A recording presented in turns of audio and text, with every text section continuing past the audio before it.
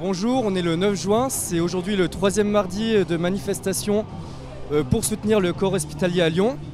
Et donc nous sommes ici pour donner la parole aux citoyens et savoir pourquoi ils manifestent et quelles sont leurs revendications.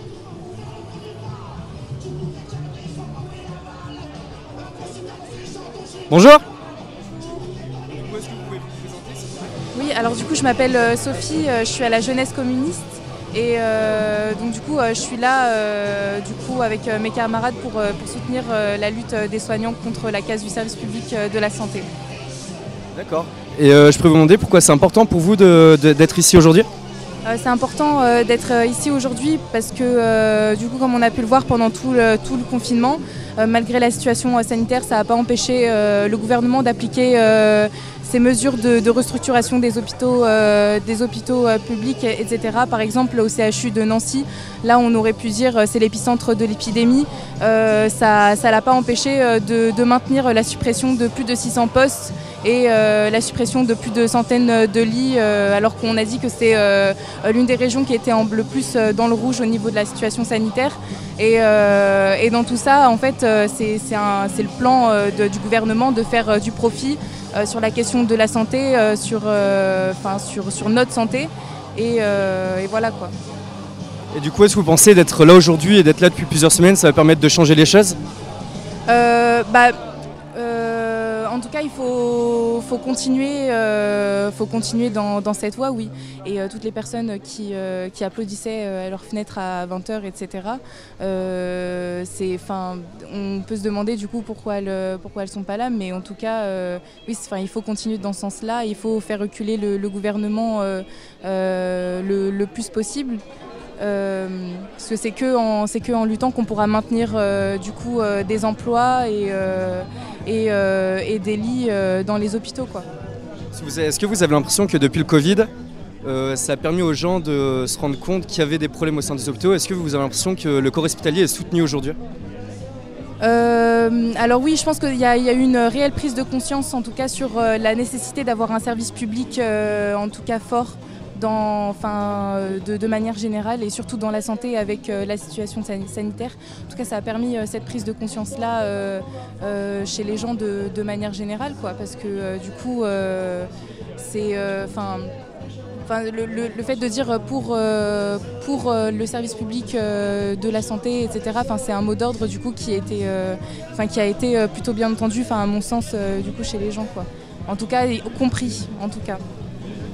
Et du coup, qu'est-ce qu'il faudrait changer pour vous pour que le corps hospitalier se porte mieux aujourd'hui ? Je sais pas, très honnêtement, j'ai pas la prétention de savoir comment ça pourrait fonctionner mieux pour qu'il soit plus soutenu ou quoi. Je pense que c'est déjà bien de se montrer, d'être visible et du coup d'avoir comme journée d'action du coup le 16 juin avec des rassemblements toutes les semaines, etc. C'est bien en tout cas de continuer à se montrer, à se faire voir et à se faire entendre dans les médias, de partout, quoi. Ah, parfait, merci beaucoup en tout cas. Merci, bonne journée.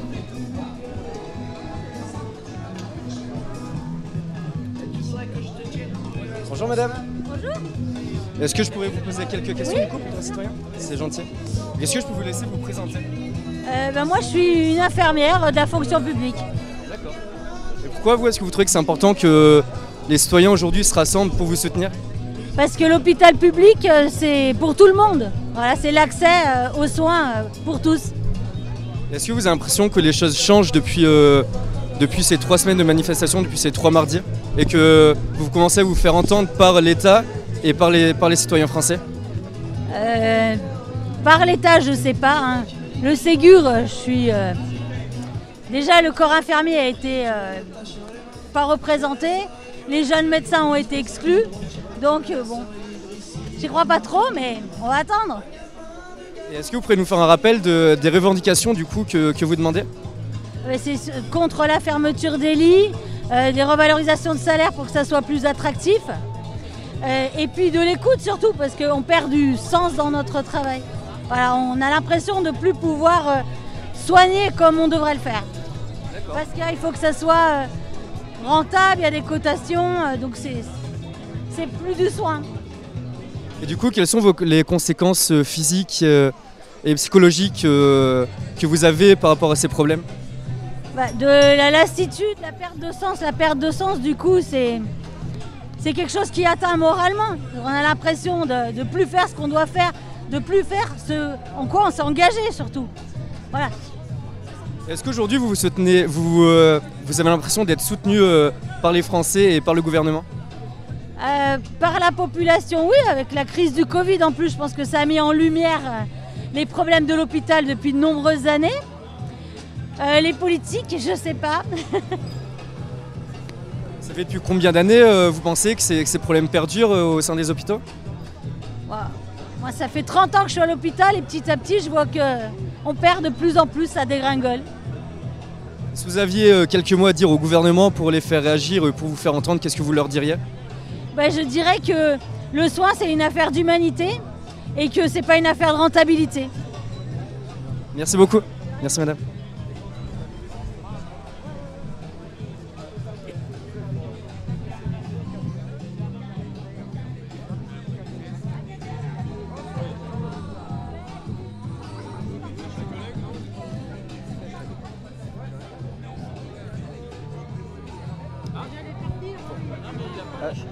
Je peux vous poser quelques questions?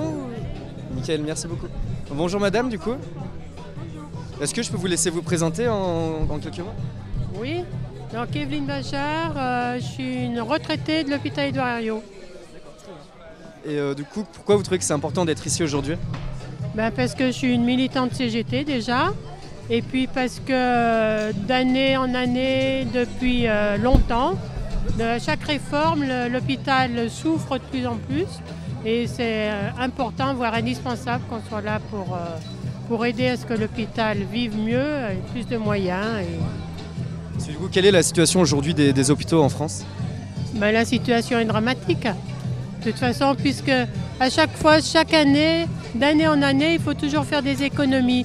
Encore en 2019, Macron, peut-être pas que je l'appelle Macron, Monsieur le Président, il a fait voter quand même la loi de financement de la sécurité sociale en demandant 1 milliard d'économies sur les hôpitaux publics. 1 milliard d'économies quand on sait qu'on ne peut déjà pas y arriver. Donc forcément, les économies elles se font sur quoi? Sur le personnel. Et quand il n'y a pas de personnel, il faut fermer des lits. Donc c'est un cercle vicieux. Et du coup, vous pensez qu'est-ce qu'il faudrait changer? Ce qu'il faut changer, il faut que le plan santé, au lieu de répondre à des diktats économiques, qui répondent aux besoins de la population, c'est tout. Pourquoi les personnes âgées n'ont pas pu rentrer à l'hôpital pendant la pandémie? Parce que par exemple, en Île-de-France, il y a une circulaire de l'ARS qui a interdit aux EHPAD d'envoyer les personnes âgées malades à l'hôpital. C'était écrit, je l'ai vu le papier, donc c'est vrai. Donc évidemment, les personnes âgées malades en EHPAD, elles ne sont pas soignées. Elles ne sont pas là pour être soignées, il n'y a pas de médecin à disposition, donc elles attendent la fin. Est-ce que vous vous sentez entendu par le gouvernement aujourd'hui? Non, bien sûr que non. Est-ce que vous pensez que la manifestation du 16 juin qui aura mardi prochain, qui est nationale, pourra peut-être changer les choses ou vous faire entendre? Mais de toute façon, à chaque fois, c'est dommage. Mais il faut arriver à des grèves et des manifestations pour se faire entendre. Après, tout dépendra du nombre qu'on sera dans la rue. Si la population est effectivement derrière les soignants, comme il l'était pendant la pandémie, eh bien pourquoi pas. Mais il faudra qu'il y ait vraiment beaucoup de monde et qu'ils soient surpris par le nombre. Vous êtes plutôt optimiste du coup par rapport à la manifestation de la semaine prochaine? J'attends de voir. Moi, je ne crois que ce que je vois. C'est comme Macron quand il dit qu'il va changer. J'attends de voir les faits. Si vous vouliez dire un mot justement ou quelques mots à M. Macron et au gouvernement, qu'est-ce que vous diriez? Je n'ai pas grand-chose à lui dire, si ce n'est qu'il écoute et qu'il entende et qu'il prenne en compte les revendications que la CGT porte, c'est tout. Très bien. Je vous remercie madame. Merci. Pas trop bégayer. Non, ça va. Bonne journée.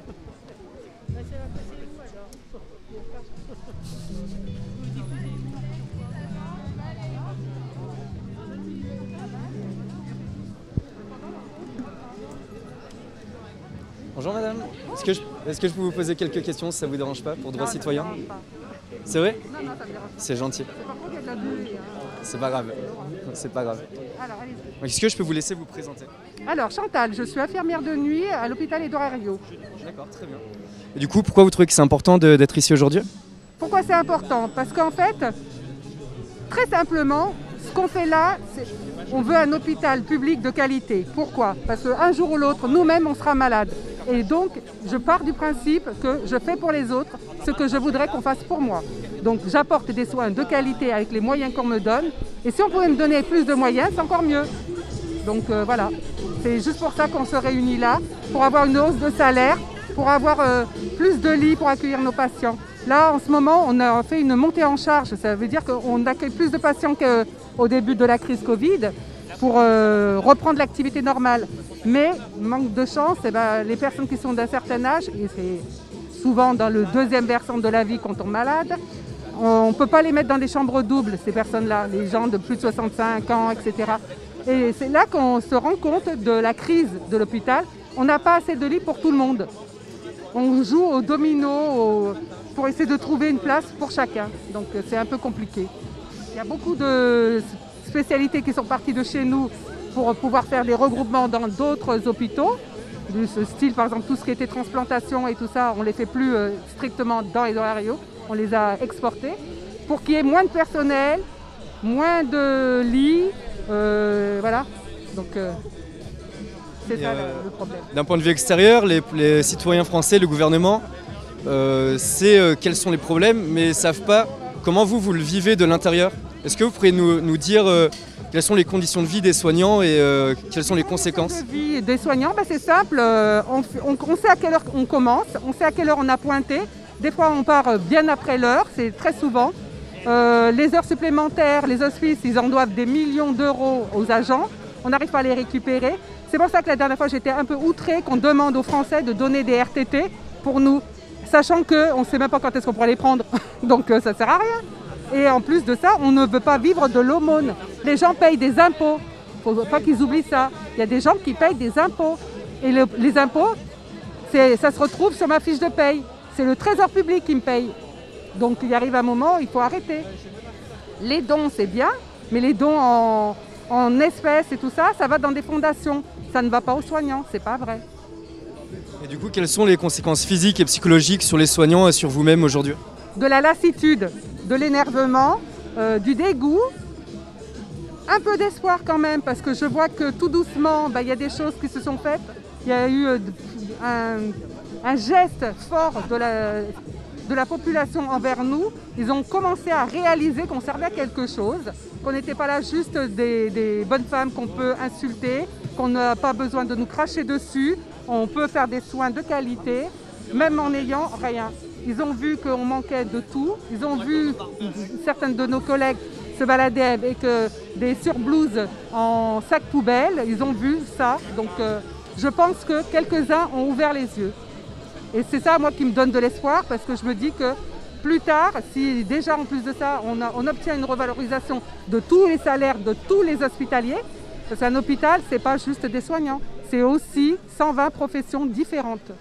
Ça passe de celui qui technique les tubes de laboratoire à celui qui passe le balai, ça passe par celui qui entretient les jardins, ça passe par celui qui transporte les patients d'un service à un autre, dans des sous-sols totalement défoncés, avec des patients qui sont quand même dans des lits, avec les soubresauts, etc. Imaginez votre parent qui se balade dans les sous-sols pour aller passer une radio, etc., avec des métastases osseuses. Ça fait un mal de chien, tous ces soubresauts. Donc c'est des choses que nous, on vit, qu'on sait, et les gens, ils peuvent le comprendre que le jour où ça leur arrive. Et c'est tout. À aucun moment, ils ne se doutent de ce qui se passe. À aucun moment. Parce que nous, on fait toujours en sorte d'être professionnels. On a toujours le sourire. On arrive, on n'est pas déguenillés et tout ça. On arrive, on essaie d'être propre sur nous et d'être avenant, souriant et poli. C'est pas toujours ce qu'on reçoit de la part de certains de nos publics. Mais bon, c'est pas toujours ce qu'on reçoit. Mais voilà, on est des professionnels du soin. Du coup, vous pensez qu'être ici aujourd'hui, ça va vous permettre de vous faire entendre et que les choses changent? Est-ce que vous êtes assez optimiste par rapport à ça? Alors, je suis optimiste maintenant. Je ne vous aurais pas fait cette réponse-là en 2019. vraiment pas. Parce que je me disais que quand même, avec tout ce qu'on fait comme grève, manifestation, tout ce qu'on a dénoncé, parce qu'en fait, notre message n'a pas changé, hein.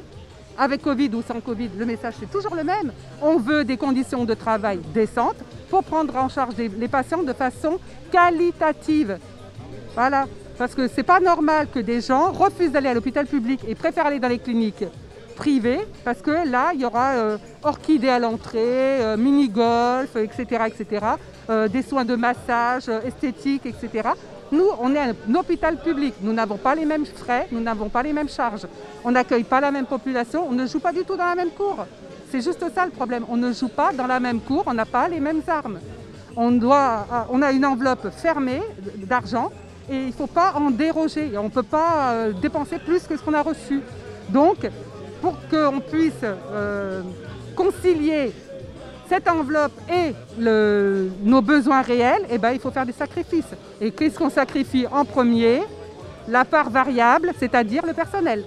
Donc on évite de rouvrir des lits, on ferme ceux qui existent actuellement, on fait un virage ambulatoire, c'est-à-dire les gens ils rentrent le matin, ils ressortent le soir, et voir des fois, il y a des services, ils sont très forts parce qu'ils arrivent parfois à faire rentrer quelqu'un le matin et à refaire rentrer quelqu'un d'autre l'après-midi, pour occuper le lit 2 fois.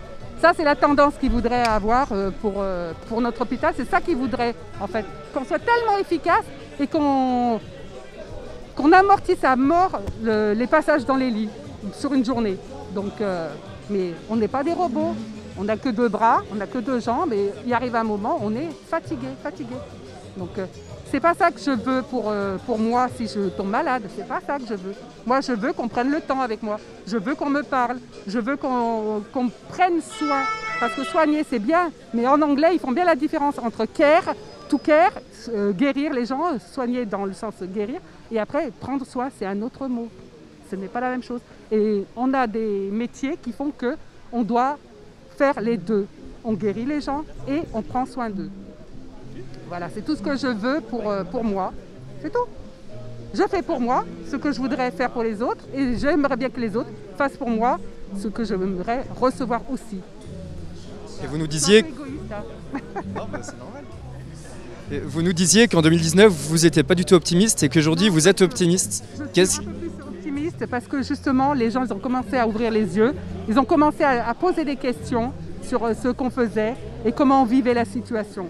Alors qu'avant, jamais ils se seraient demandé pourquoi on défile, pourquoi la CGT est toujours là, en train de bloquer les rues. C'est plutôt ça qu'on avait comme message avant.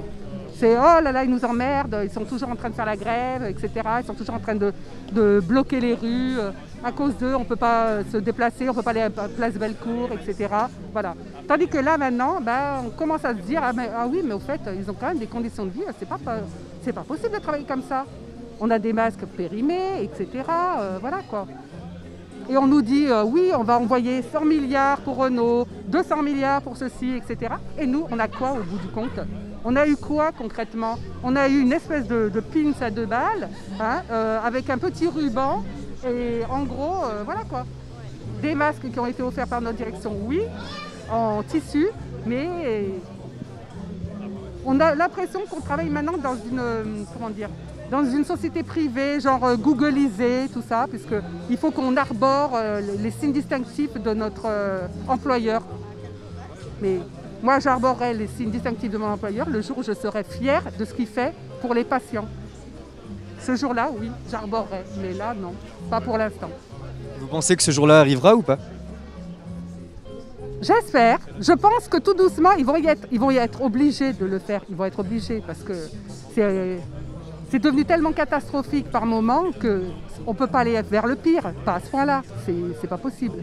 Parce que là, imaginez qu'il y a un fleuve qui déborde quelque part, qu'on soit obligé de passer en plan blanc, et bien là, on est mal. Parce que le personnel, déjà là, il a été beaucoup sollicité. Pour certains, ont eu le Covid, donc ils ont des problèmes respiratoires à l'heure actuelle. Moi, je connais quelqu'un qui, au bout de 5 semaines, est toujours positif au Covid.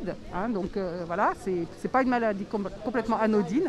Une fois, j'ai rencontré un gars du bloc, quand il nous parlait, il était obligé de reprendre sa respiration toutes les 3 secondes, tellement il était essoufflé. Il a eu 14 jours, quoi. Il a été mis en arrêt 14 jours et après, hop, tu retournes au turbin. Mais il travaille dans des conditions, mais ça devient fou, quoi. Et on n'a même pas le droit d'être malade. C'est aberrant. N'importe qui, dans n'importe quelle profession, il y a quelque chose qui ne va pas, un petit rhume, un bouton d'herpès, hop, il s'arrête. Nous, on arrive au boulot, on a de la fièvre, on tousse, c'est normal, c'est normal. Et en plus, on attend ça de nous.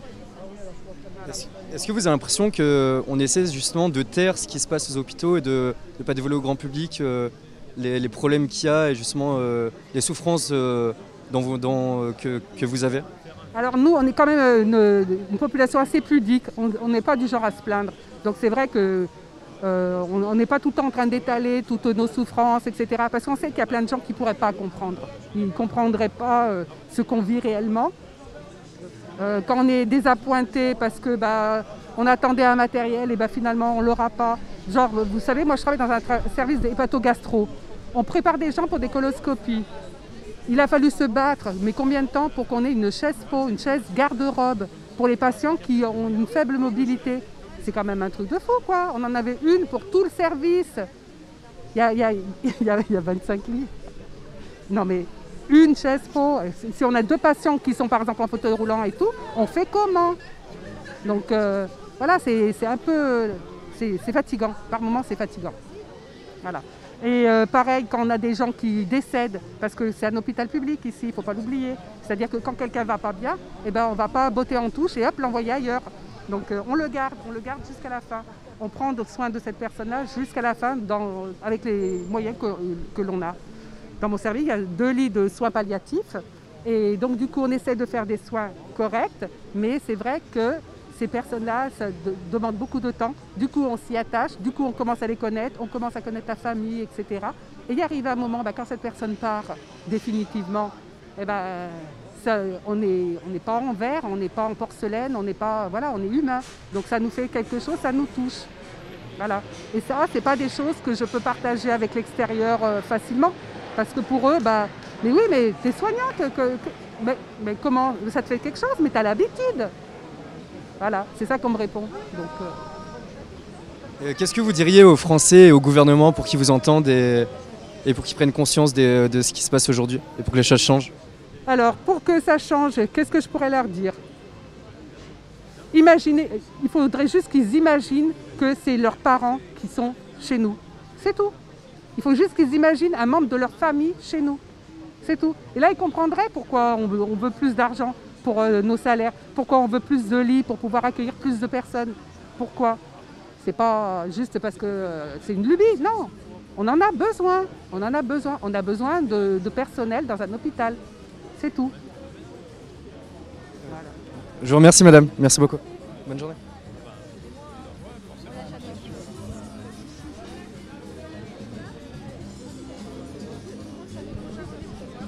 Bonjour. Bonjour. Excusez-moi, est-ce que je pourrais vous poser quelques questions à ceux qui veulent par rapport... Très bien, merci. Un bonjour du coup madame, est-ce que vous pouvez vous présenter s'il vous plaît? Donc moi je suis madame Janssen Cheibia, je suis déléguée Sud Santé Sociale à l'hôpital Édouard Herriot. Et pourquoi vous trouvez que c'est important d'être là aujourd'hui? Alors on est venu malgré la pluie, même s'il n'y avait pas grand monde, je suis vraiment ravie parce qu'il y avait quand même des gens qui sont venus nous soutenir. On est là pour montrer au gouvernement et aux directions qu'on ne lâchera pas. Le Ségur, ce qui s'est passé, c'est une honte. Nous, notre fédération Sud Santé Sociaux, ils ont claqué la porte. Ils sont partis. Parce que quand on dit brainstorming, alors que ça fait plus d'1 an et demi que les urgences ils sont en grève pour plus de lits, plus de personnel, plus de salaire, et qu'on fait comme si de rien n'était, c'est pas normal. Le dialogue de sourds, nous on veut se faire entendre. Voilà, c'est pour ça. Est-ce que vous trouvez encourageant que les gens vous applaudissent depuis l'épidémie et que les gens soient ici aujourd'hui pour vous soutenir? C'est fondamental en fait, parce que l'hôpital public, c'est pas que les salariés, c'est pas que les agents hospitaliers. C'est tout le monde peut être malade un jour. Enfants, adultes, personnes âgées. Et la beauté qui fait notre pays, c'est ça, c'est la sécurité sociale. Nous, on demande de 100% sécurité sociale et l'hôpital public pour tous et toutes. Donc je crois qu'avec la crise du Covid, ce qui a été positif, c'est que les gens ont réalisé que sans notre tissu social, sans l'hôpital public, on fait comment pour se soigner? On fait comment quand il n'y a pas assez de lits de réanimation pour la personne âgée ou l'enfant qui a développé par exemple une pathologie comme le Kawasaki? On va où? On fait comment? Les cliniques, elles étaient où là pendant le Covid? On n'en a pas entendu beaucoup parler. Heureusement qu'il y avait le service public et heureusement qu'il y avait les agents de l'hôpital qui ont tenu. Et vraiment, ils ont été exceptionnels sur ce coup-là, vraiment. Vous pensez que le gouvernement aujourd'hui et les Français apportent pas assez d'importance aux services publics et aux hôpitaux publics?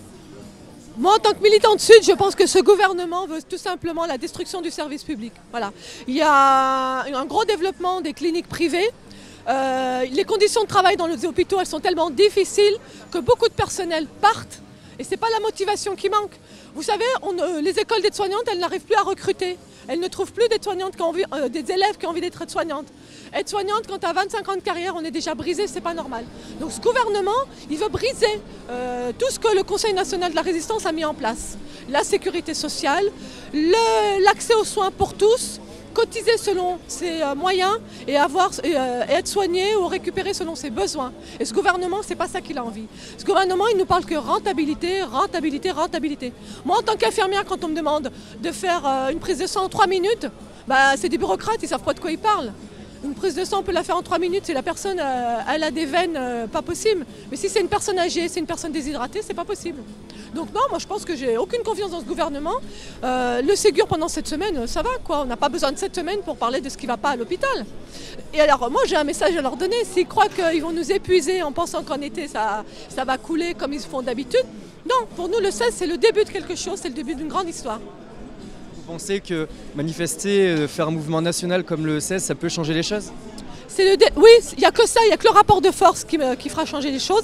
Et moi, ce qui me fait plaisir, c'est qu'il n'y a pas que les soignants, on l'a vu encore aujourd'hui, c'est interprofessionnel. Il y a les cheminots, il y a les étudiants, il y a les intermittents du spectacle, il y a les professeurs aussi qui sont derrière nous. Il y a toute la population française qui a envie de sauver son service public. Parce que le service public, c'est pour tout le monde. Et donc ça, je pense que ce gouvernement, il finira bien par l'entendre parce que de toute façon, on se fera entendre. D'une manière ou d'une autre, on se fera entendre. Moi, j'en suis intimement convaincue. Est-ce que vous saurez expliquer pourquoi le gouvernement justement ne vous aide pas assez ou comme vous le disiez essaie de entre guillemets vous couler ou... Moi je pense que c'est une question de moyens où on veut les mettre. Ce gouvernement, jusqu'à ma preuve du contraire, il n'a pas mis les moyens dans les hôpitaux. Son objectif, c'est que les hôpitaux publics disparaissent et que de développer la carte bleue, les cliniques privées. Prenons l'exemple par exemple des EHPAD. Ce qui se passe dans les EHPAD, c'est dramatique. Mais on n'a pas le sentiment que ce gouvernement en prend conscience. De toute façon, un pays qui ne s'occupe pas de ces personnes âgées, qui ne s'occupent pas, on voit les féminicides aussi. Ils enlèvent beaucoup de moyens. On parle des hôpitaux, mais il y a le médico-social. Les éducateurs, ils sont en grande difficulté. Les jeunes adultes, ils sont en grande difficulté. Depuis certaines années, c'est plus 21 ans où on est aidé. À 18 ans, on est à la rue maintenant. Donc on voit des pays où il y a un revenu minimum pour pouvoir vivre décemment. Qu'est-ce que ce gouvernement a fait? Il a mis en place ce revenu minimum? Non. Qu'est-ce qu'il a fait? Il joue la montre. Il nous balance une prime de 1 500 €, pas à tout le monde, en fonction de certains critères, alors qu'on est tous dans le même bateau. Et pas d'hôpitaux publics, cliniques, on est tous sur le même bateau. Donc non, moi je pense que ce gouvernement, il est sourd. Et on va se faire entendre, d'où les mardis. C'est pour ça qu'on tient et qu'on vient chaque mardi. Voilà. Vous avez l'impression de commencer à vous faire entendre, parce que là ça fait depuis déjà 3 mardis que vous êtes ici, avant le grand rassemblement national. Est-ce qu'il y a des changements ou est-ce que vous avez l'impression de vous faire entendre par le gouvernement? Alors le gouvernement, vu ce qu'ils font au Ségur, non, c'est une mascarade.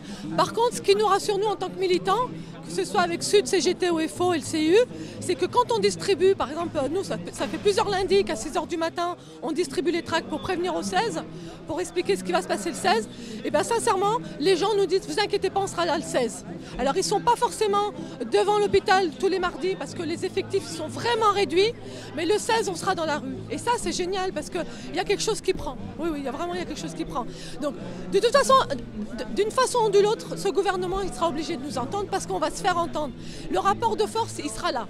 Et ça, moi, j'en suis intimement convaincue. Merci beaucoup, madame. Merci. Bonne journée.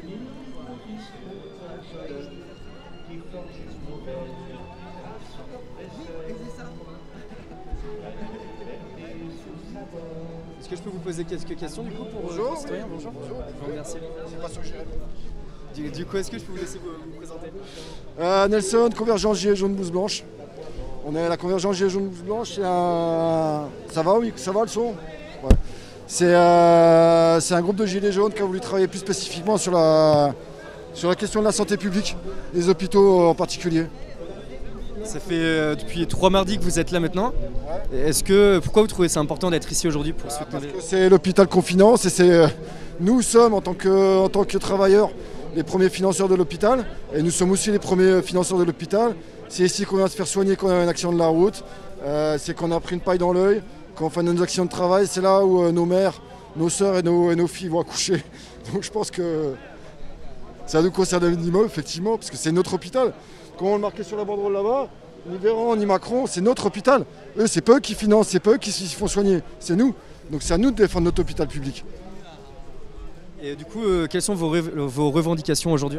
La revendication, c'est un service de santé publique accessible à tous et toutes avec des moyens pour avoir un service de qualité, pour que la population puisse se soigner de façon égalitaire, que tout le monde ait accès aux soins et avec une bonne qualité de soins. Parce que c'est pas normal qu'aujourd'hui, aux urgences, juste derrière vous, la 3e ville, la 5e puissance économique mondiale, on attend 5 heures. C'est pas normal. Est-ce que vous pensez que grâce à cet engouement qu'il y a en ce moment, grâce notamment au Rassemblement national qui aura la semaine prochaine et aux 3 mardis d'affilée qu'il y a eu ici, les choses vont changer? On y travaille. C'est pas nous qui prenons les décisions, mais on essaie de pousser dans le sens que la décision soit bonne pour nous. Vous vous sentez entendu aujourd'hui? On s'est exprimé, il y a des gens qui étaient là, il y a des médias, je pense que oui. Enfin, entendu. Par la population, par les soignants, oui, c'est sûr. Par le gouvernement, faut lui répéter, et ainsi de suite. À force de répéter, justement, vous ne pensez pas que c'est ce qui veut permettre de changer les choses? Mais on change les choses déjà. Tous les mois, par contre, par exemple, on fait des parkings hospitaliers gratuits ici, ça change les choses. C'est-à-dire que les usagers de l'hôpital, ils ne sont pas obligés de payer pour aller à l'hôpital. Quand on a fait un référendum avec les forces syndicales ici et les travailleurs de l'hôpital, on a organisé un référendum contre la fermeture des urgences traumatologiques de cet hôpital. On a réussi, ça a contribué à ce que ces urgences traumatologiques ne ferment pas. Donc oui, des résultats, on en a bien sûr. Qu'est-ce que vous diriez au gouvernement et aux Français pour qu'ils ouvrent les yeux et pour justement que les choses bougent? C'est notre argent, c'est notre hôpital. C'est pas celui des comptables, les gens qui sont au gouvernement, ils sont censés être à notre service. Ils sont censés leur dire, on veut un hôpital de qualité, vous avez à le faire. Et puis les gens, les usagers, pareil, la même chose, c'est votre hôpital, c'est à vous. C'est à vous de faire ce qu'il faut pour que vous ayez un service de santé qui soit de qualité et accessible. Je vous remercie beaucoup, monsieur. Merci à vous d'être venu. Au revoir. Donc c'était Droit Citoyen en direct de l'hôpital Édouard Herriot. Et on pourra se retrouver la semaine prochaine, le 16 juin, pour le grand rassemblement national en soutien des hôpitaux publics. Je vous remercie.